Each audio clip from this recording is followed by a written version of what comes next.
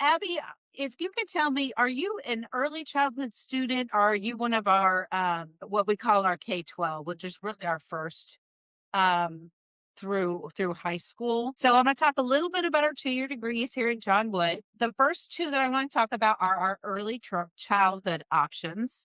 So one is an AAS in early childhood and one is an AA in early childhood. And they are quite a bit different, but they can both be used to transfer into our public schools here in Illinois to finish your degree in early childhood and later teach in a school district. You would be able to teach through second grade in a school district. So both are going to take you around 2 years. The big difference is here at John Wood, if you take the AAS, you're going to take a bunch of early childhood classes. And what I usually say is, especially for my students who are already working in an early childhood program, then you probably want to be in the AAS. Okay. You're going to move up faster at work and meet regulations quicker in an AAS than you will in an AA. The only thing you really have to watch out for with the AAS is if you want to transfer, you would need to transfer to one of our public schools in Illinois. This would not transfer well, not that it wouldn't transfer at all, but it wouldn't transfer as well out of state or at some of our private schools. Now, there are some private schools that you can still transfer to, and I've got a list of those schools coming up later, but they have to be in what we call an ECACE consortium for you to be able to take this, and they would take it like a 2-year degree. Okay, so they take you like this was your freshman and sophomore year. Now you're going to come to us and you're going to finish your junior and senior year. Okay, so that's kind of the difference between that and the AA. With the AA here at John Wood, you're going to take a bunch of general education classes. So you're going to take history and science and math and your social sciences, all of those types of things. And then you're going to take just a handful of education classes, and you're still going to transfer to another school somewhere, and you're going to complete your junior and senior year. But when you go to that transfer school, then you're going to be completing a lot of your education classes there. So that's kind of how the difference goes. So then we also have another set of AAs, and these are for our individuals who know they want to be in the school district, and I say they want to teach big kids, right? So these big kid teachers, right? You might have your AA in education and you would take the elementary pathway. So once again, you're going to do 2 years here at John Wood. You're going to transfer to another school and finish out your junior and senior year there. The next one is the AA in education, which is a middle or secondary pathway. So we're talking about junior high and high school is what we're talking about. So that's typically between the grades of 5th through 12th grade. Elementary is 1st through 6th grade. Typically, if you want to teach kindergarten or below, you really need that early childhood degree. And then the last one that we have listed here is our AA in education with a special education pathway. And that's just what it sounds like. You want to teach special education in a school district. So those are the degrees we're looking at. Really what you look at here, there's the AAS and then there's the AA. And when you look at the AA, you could do an early childhood, an elementary, a middle school, secondary, or a special ed. They're kind of like a tag on to the AA in education. But your degree is going to say AA in education. That's what your degree is going to say. So, any questions on that? I know this part gets confusing for students a lot. So, feel free to look it over, think about it, and email me if you do have any questions. So a lot of times I have students questioning themselves, am I in the right degree for what it is that I want to do in my career? If you want to be a preschool teacher, um, or a kindergarten teacher, or a 1st or 2nd grade teacher, a home visitor, or a developmental therapist, then the AAS in early childhood education might be the right path for you. If you're thinking you want to be a preschool teacher, a kindergarten teacher, a 1st or 2nd grade teacher, a para, a home visitor, or a developmental therapist, the AA in early childhood might be the right fit for you. The distinction between these two is going to depend on where are you working right now and where you want to transfer to. Those are the two questions I'm going to ask you. If you email me and say, hey, I'm not sure which one I should be in, that's what I'm going to ask you.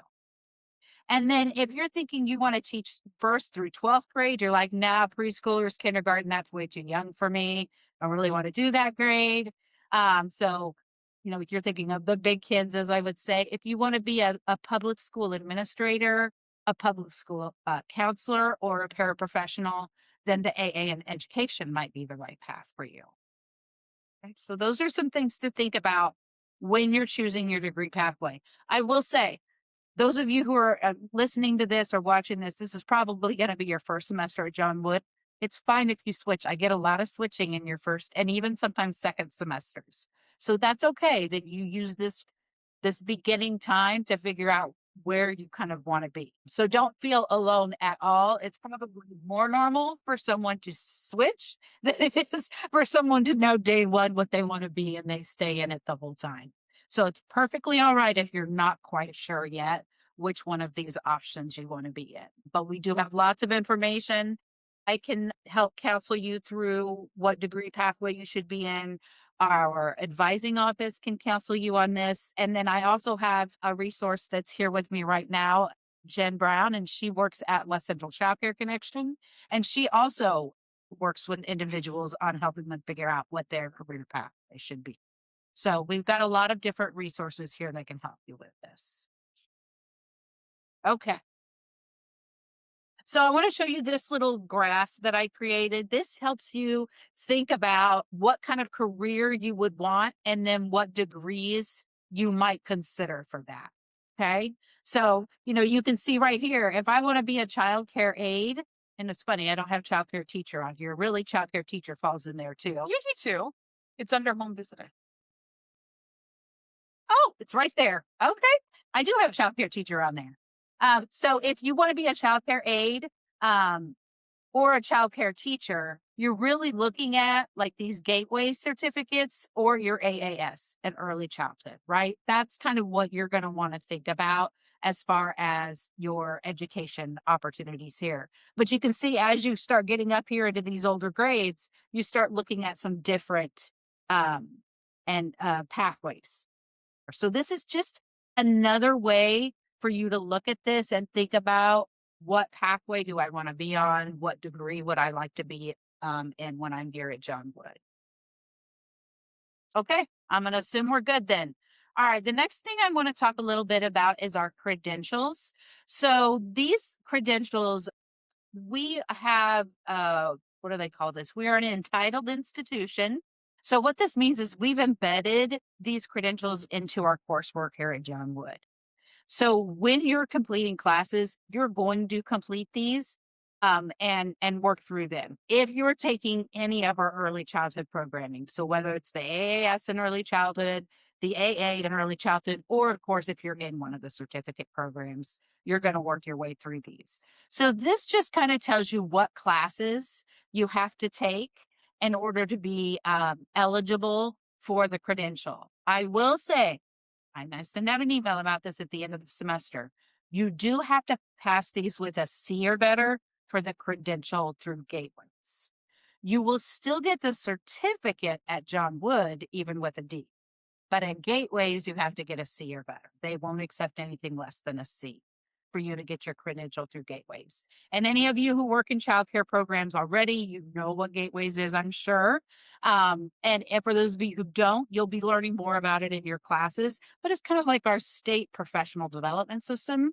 So they kind of monitor all of that for us. They log our trainings and they grant these credentials to early childhood individuals. And they're widely recognized all through Illinois. But you know what? If you go over to Wisconsin, they're not going to be recognized because they really only apply here in Illinois.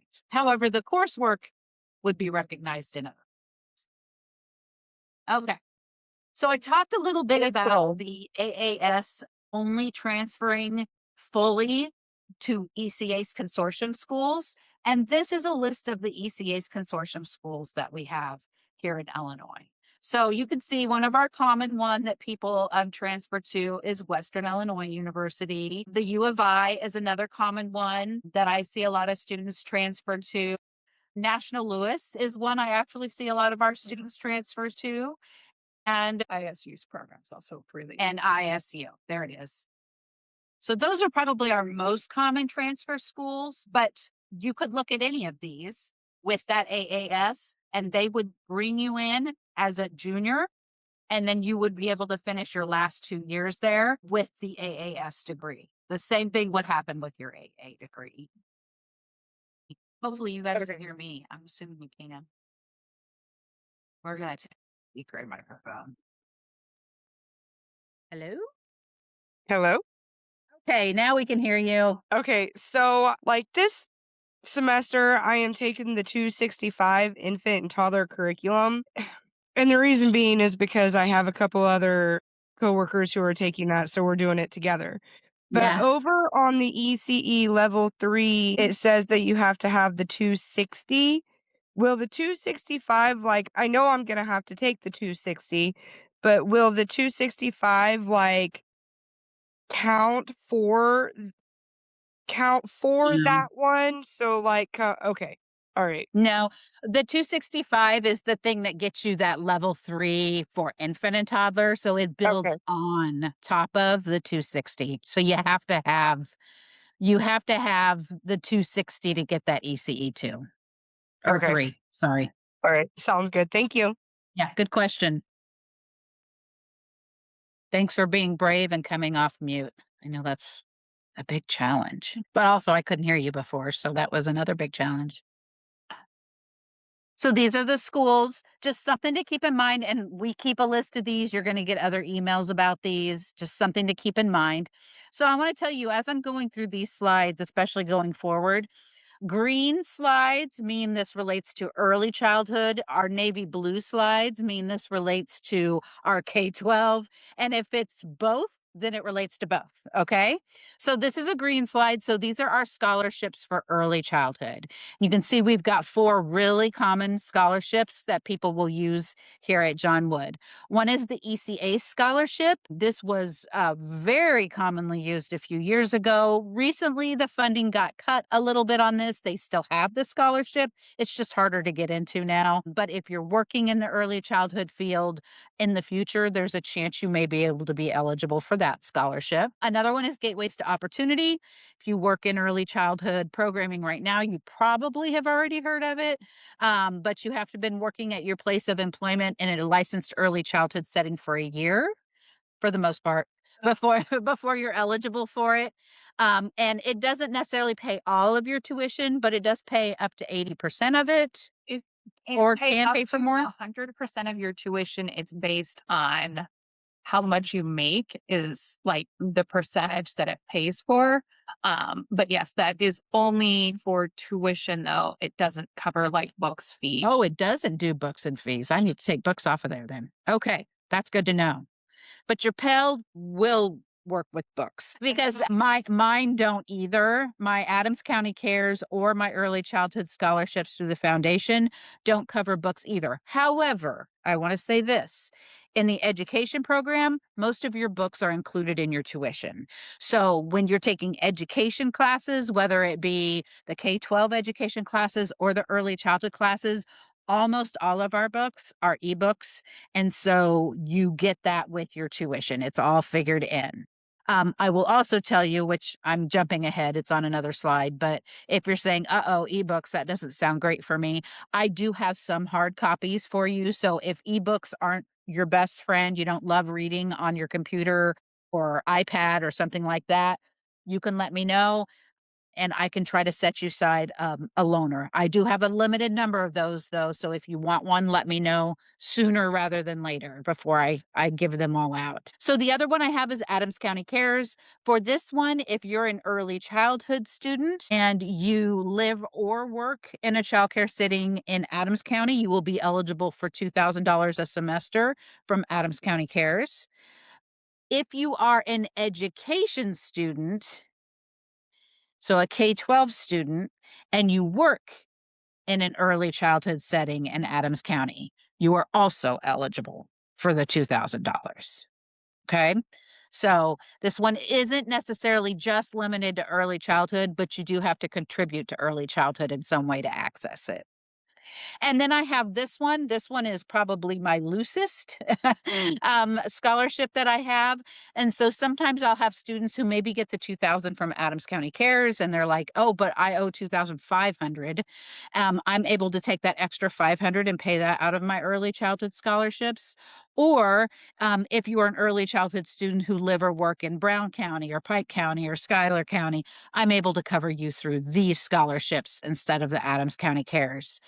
There is a link. It's a pretty simple application. It's mainly you just telling me, this is where I work, this is what my name is, this is my address, and this is what, this is why I need the money. And then I typically get back to you within 24 hours and let you know whether you've been deemed eligible for the scholarship or not. So if this is something you feel like you're needing to access, if you know you've got a balance on your student account here that maybe your financial aid didn't fully cover, send me an email and I'll send you the link real quick if you can't find it. And you can fill that out and get that to me before school starts. Okay, so those are early childhood ones. And then these are what I would consider our K-12 scholarships. So we already talked a little bit about how the Adams County Cares work. If you're in the elementary pathway or a special ed pathway, but you're working, let's say, at Blessing Early Learning Center, then guess what? You're going to be eligible for that $2,000 from Adams County Cares. We also have the Golden Apple Scholarship. And so that's something you would have already been deemed eligible for, but that is something that you can kind of think of. The other one in the state of Illinois that we do use, it used to be called the Minority Teachers of Illinois, and now it is called the Teachers of Illinois Scholarship. So that's another one that you could be eligible for. These automatic lights are great. You just gotta walk around. The lights go out on us all the time in these classrooms. So those are some that you might be eligible for. And then I do have really great news. We're working on a Grow Your Own program here at John Wood Community College. And I can tell you that WIU and UIS are both partners in the Grow Your Own degrees. And so what happens with that right now, I don't necessarily have any funding here at John Wood to help with it yet. I'm hoping I will soon. But I do know when you would transfer to WIU or UIS, you would have access to some scholarship funds through those schools. So that's something to think about. And I will be sharing more information about that very, very soon. Any questions on scholarships? All right. Okay. So Lending Library, this is for both early childhood and our K-12 teachers. We have lots of different resources available. So I talked about loaner textbooks. We also have loaner. Sometimes we ask you to use these environmental rating scale tools. And so I have those available that I can loan out to you. We also have laptop loaners available. I have some that are only for education students. John Wood has some for everybody, but I have some that are specially set aside for just our education students. So if you think you're needing a laptop loaner, all you have to do is reach out to me and then I will communicate with the library and they will work with you on how you can come pick that up from them. Another thing we have available is I don't have a good word to call these because there's lots of different opportunities. Some are internships, some are on the job work opportunities, some are called something different altogether. But really what it is it's a chance for you to go and get out in the field and start working and making money in some type of early childhood or educational setting. We usually start with Two Rivers and see if you're eligible for their program because their program is actually the really, really good one where you can get lots of assistance through. So if you're eligible for their program, I do suggest we go through them first. But if you're not deemed eligible through Two Rivers for one of their opportunities, then I can look here at John Wood and we can see about giving you placement somewhere. It just gives you a chance to experience it, find out if this is the right setting for you. And oftentimes, I'd say at least half of my students end up staying where they do an internship at and continue working there because they end up enjoying it so much. So it's a nice opportunity to kind of try your hand out with working with groups of children if that's something you're interested in. Once again, if you think this is something you'd want to do, just send me an email and I can get you hooked up with that information. Okay, this is something you definitely want to know about as a student. So, we have different ways we offer our classes. And so you'll notice on your schedule, and then later when you log into Canvas, sometimes there's these little code letters behind each one of your classes, and they all mean different things. And really, what it is it's the mode in which you're going to take the class. So, one is you might have a V behind your class, and that means that it's a blended class. That means you're going to spend half of your time in class with an instructor. Typically, that's about an hour and 15 minutes in class or on Zoom. A lot of times in our education classes, will allow you to join via Zoom. And then you spend the rest of your time online throughout the week doing the homework on your own and submitting things in Canvas. Okay. So you do half with us and then half on your own. Okay. We also have some remote alternatives. This is where students can join via Zoom, or sometimes they'll go to the Pittsfield John Wood location or the Mount Sterling John Wood location and join us from one of those locations. They Zoom them in as well. So that's a way that you can join remotely. Maybe, you're at work and your boss said, "Yeah, I can get you out of here for an hour and 15 minutes, but I can't give you the extra hour you would need drive time," right? So you're like, okay, well, then I'll just go to the break room. I'm going to take my class on Zoom, and then I'll go back to work when I'm done with the class. I've had students do that. I have some students who do it like, hey, I'm at home with my kids. I can't get a sitter, but I can hop on Zoom and my kids can be busy while I take my class, right? So just one of the things is that if you're going to be on Zoom as a student participating in class that way, we do ask that you be present, right? That you come in, you're participating in discussions, you have your camera on as much as possible, that kind of thing, right? You do have to participate just like everyone else if you're going to do it on Zoom. So, another coding you might see is what we call an FX class. This is a high flex. This is one of our newest modalities. And this is where you get to choose how you want to take the class. So I may have some students in this class who take it like a blended student where they come into class or they Zoom in with me and then they complete the rest of it online. And then I have other students who never join us. They do all the homework like an online student. They don't come to class, they don't Zoom in, they're just fully online. And so it's kind of like a mix of students, and that's what we call high flex. And the nice thing about that is you can kind of choose from week to week. So let's say in weeks 1 and 2, you're like, no, I want to be blended. I want to come to class. And then you're like, for the next 4 weeks, I was kind of good as an online student. But then, that 6th week, I needed to come back in again. And that's completely fine. You can choose on a week to week basis how you participate. And then the last one is the most common, of course, and that's the online format. And that's where you do your work on your own. I will say, I know this is a tempting model. I get it. I'm the same way. When I take classes, I really want that online class, but you have to be very disciplined to be successful in an online class. So you have to make sure you're getting the work done each week. You're not going to have an instructor to kind of lay things out for you and set up the assignment. I mean, we do our best, right, in the instructions, but you have to go in and read them and really dig into that. So you've got to be good about asking for clarification if you need it, communicating when things aren't going right, and you've got to be someone who will force yourself to log in every week and do the assignments that's in the module. And sometimes that's where students get tripped up, right? They go a few weeks and they forget to log in, and then before they know it, they've been taken out of the class because they didn't log in for a couple weeks. So important to think about.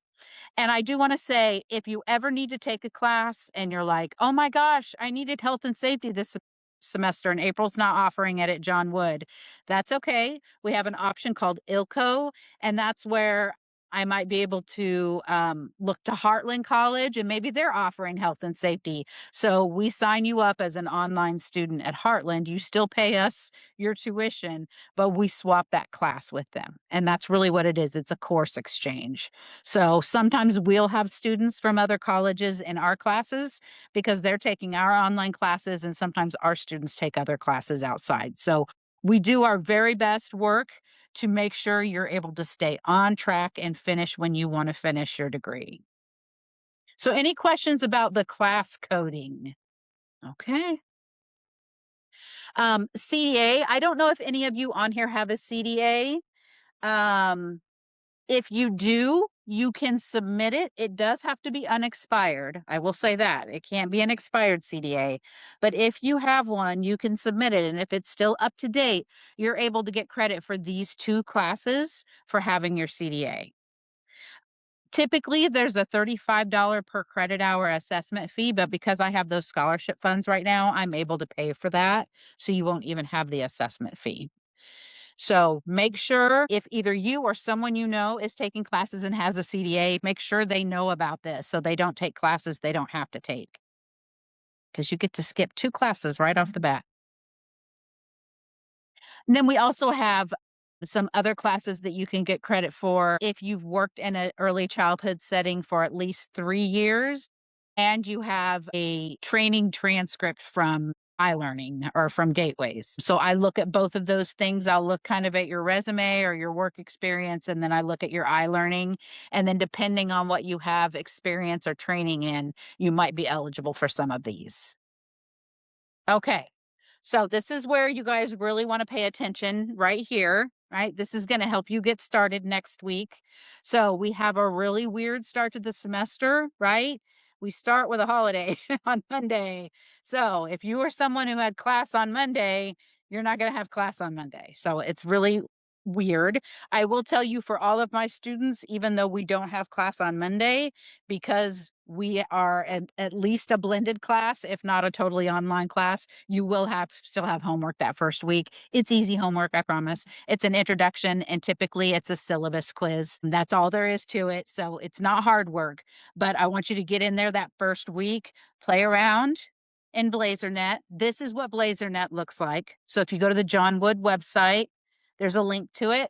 I suggest you bookmarking it, saving it to your desktop, some way that you can get back to it because you're going to come back to this a lot. OneDrive is where your files are going to be. So that's your personal drive. You can save all your homework in there. That way you don't lose anything and it's available to you. Solar, that's where you're going to be able to find your student account information, like how much you owe, what your schedule looks like, those types of things. Your email is just what it sounds like. It's your John Wood email. Please check it at least once a week and delete things that you don't need. If your email gets full, you won't get emails anymore. So don't let it get full because you want to make sure you're getting your emails from me. I try my best to also send things to your personal email because I know students aren't always great at checking their John Wood email, but you do need to make sure you're checking that. And then, of course, the all important Canvas, that's where your classes are. So you're going to click on this on Tuesday when classes start, and it's going to take you to uh, what we call a dashboard where you're going to see these little cards that show you your classes on there. And you can click on your classes and open it up, and there'll be a home page that should pop up for you first. Typically, it's got a little bit of information about the class, about the instructor, that kind of thing. And then you want to go to modules. Modules is where your homework assignments and your reading assignments, all of that is located. Okay, so every week you go into Canvas, you go into modules, and you review what you need to do for the week. Okay, please pay attention to your due dates. There will be due dates on your assignments. We were just laughing. I'm taking some classes as well, and my instructors don't put due dates on things, and it drives me nuts. There are due dates on your assignments. So pay attention to that. You need to get your work done before the due date. You can do it any time before, right? But it needs to be before the due date, not after. Check your John Wood email regularly. There will be a syllabus. If you're in any of my classes, I've probably already sent you an email welcoming you to the class, and I've included the syllabus in there. So you can go ahead and look that over. There's a course outline in there that tells you each week what we're going to do, what your assignments are, what content we're going to cover. If you have to, cut that out and paste it somewhere on a wall, right? It'll help be that visual to remind you to go in and get the work done for that week. I always welcome questions, and I tend to be pretty responsive. So you email me, or within Canvas, there's an inbox in there. If you'll use that, that's another great way. Canvas is probably the best way to reach out to me. Email's just right behind it. Phone call, I'm less responsive on. I'm not going to lie. I'm most responsive on email in the Canvas inbox. But you have any questions, you can reach out to me. And I can, even if I don't know the answer, I probably know someone I can get the answer from. So please feel free to email me and communicate with your instructors. Make sure that you communicate with them early and often, right? If you have questions, ask. And if you are having troubles getting through, then you can follow up with me. But please, please, please ask questions when you have them. So, do you guys have any questions on BlazerNet or how to get started? That's a good sign. Is there Oh, I worked in yes, there is. Early childhood for 5 years. Yeah. Jessica, did you already get credit for your CDA too? What I can do for you, Jessica. Yes. Okay. I thought so. I thought you were my person who had the CDA too. Okay. So, what I can do, Jessica, is I can send you an email. And what you'll want to send me is I just want like your work history. It's not truly a resume. I just want you to tell me where you worked, when you worked there, what ages you worked with, and like what you did, right? Like I was the teacher. So, I planned lessons or, did activities with the children, whatever that is. And then you can also send me, go back as far as you can in your Gateways iLearning and send me what it's called a PDR. And if you don't know what that is, I'm sure your supervisor does at work. Send me a copy of your PDR, and then I can look through that and see if you can get credit for any of the other classes that we have. That's the way I typically do that. Sometimes you might need to do one extra, like a little project or assignment with me for me to get the credit, but it just depends on what you have training in. So I have to review those first. So there is a possibility you might be able to get some other prior learning credit for that. Thanks for asking. Good question. Okay. So that's it for me. Please know you can reach out to me anytime. This is my phone number. That's my email. And like I said, if you have me in class, you're going to be able to reach me through the Canvas inbox. I'm really excited to have my education students starting up my next big group. We've got a big group of education students right now at John Wood. So trust me, you are not alone. There are a ton of you here. So we are always excited to have new folks join us, and I'm excited to get to know you guys a little bit better throughout the semester. And I hope you enjoy your classes here with us, and I hope you feel comfortable reaching out and asking if you have any questions at all. So I'm done with the presentation for now, but I'm going to stay on until all of you have gone in case you have any questions. And I do want to let you know we do have Jennifer Brown here as well. So if you want to stay on and ask her any questions, she's from West Central Childcare Connection, and she helps a lot with transferring to your next school when you're ready to transfer. So that's a big of what she does. Okay, so I hope you guys have a great night, and I'll stay on if you have any questions.